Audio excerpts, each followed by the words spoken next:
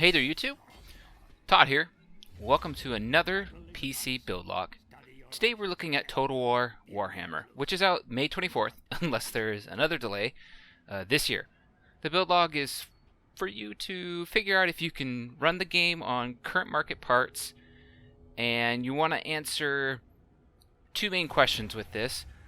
What should I buy? And how much will it cost in order to run the recommended system requirements, or the minimum system requirements?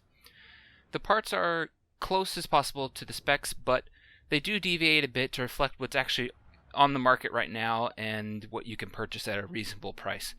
The parts that are outdated become vastly more expensive because they're discontinued, so you got to watch out for that.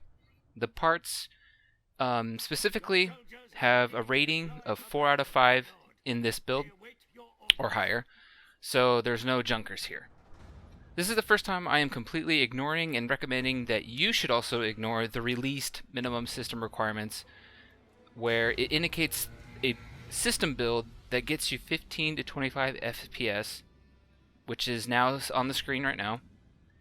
It also states that this is a 720p resolution. It's just terrible all around. A Total War game will likely take 3/4 of a year, almost to a year, before it's optimized enough to run well on a lower end PC. And running a game like this, which is pushing the idea of how cool it looks and the expansive battles you'll encounter, it makes just no sense at all for a company to intentionally piss people off by saying it is okay to run with inferior systems. Oh, and look at that, 3 gig of system memory. What the hell is that about? As I record this with Audacity, and I have a Word open with a list of components that I'm using for this build, I'm using 3.1 gigs of RAM.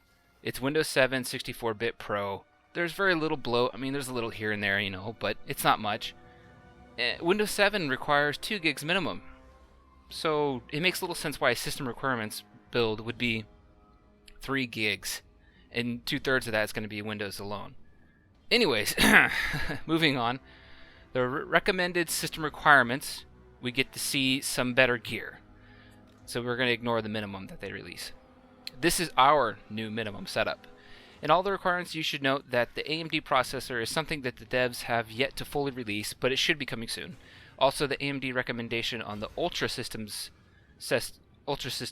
requirements, Jesus, I can't talk today, is my personal opinion, based off of CPU benchmarks, and making it as close to the competitor by performance to the Intel Core i7 4790K.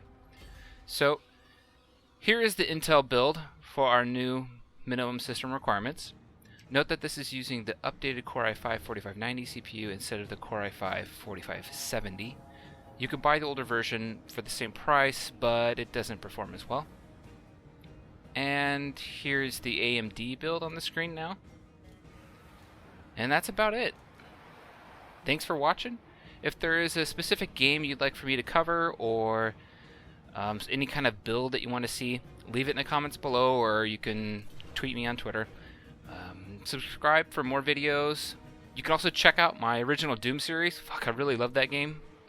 Just childhood comes rushing back to me when I played it back in the early 90s. So thanks again for watching.